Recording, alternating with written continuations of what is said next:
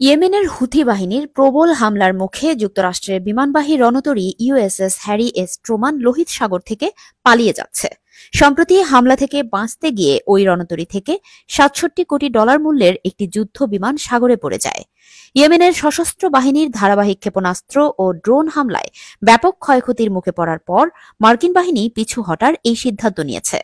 মঙ্গলবার ইয়েমেনের আল Masirah television দেশটির প্রতিরক্ষা মন্ত্রণালয়ের একটি সূত্রের বরাতে জানিয়েছে, ইউএসএস হ্যারি এস ট্রুমান রণতরী ও এর সঙ্গে থাকা যুদ্ধ জাহাজগুলো শিগগিরই লোহিত সাগর অঞ্চল ত্যাগ করবে।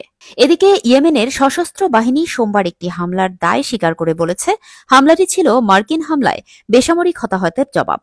তারা জানায়, নৌ, ড্রোন ও ক্ষেপণাস্ত্র বাহিনীর সমন্বয়ে পরিচালিত যৌথ অভিযানে ইউএসএস হ্যারি এস ট্রুমান এবং এর সঙ্গে থাকা যুদ্ধ জাহাজগুলো ক্রুজ ও ব্যালিস্টিক ক্ষেপণাস্ত্র দিয়ে লক্ষ্যবস্তু করা হয়েছে। এর ফলে রণতরী ট্রুমান উত্তর দিকে সরে যেতে বাধ্য হয়। এদিকে আরেকটি হামলার ঘটনা থেকে বাঁচতে গিয়ে ইউএসএস হ্যারি এস ট্রুমান থেকে একটি FA-18E সুপার হর্নেট যুদ্ধবিমান লোহিত সাগরে পড়ে যায়।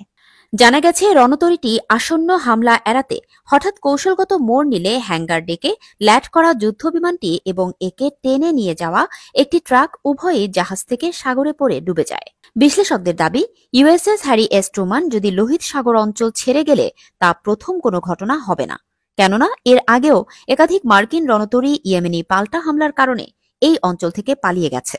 যুক্তরাষ্ট্র মূলত ইয়েমেনি আক্রমণ ঠেকাতে ও ইসরায়েল সমর্থিত লক্ষ্যবস্তুগুলো রক্ষায় গত মাস থেকে আক্রমণাত্মক সামরিক পদক্ষেপ বাড়ায়।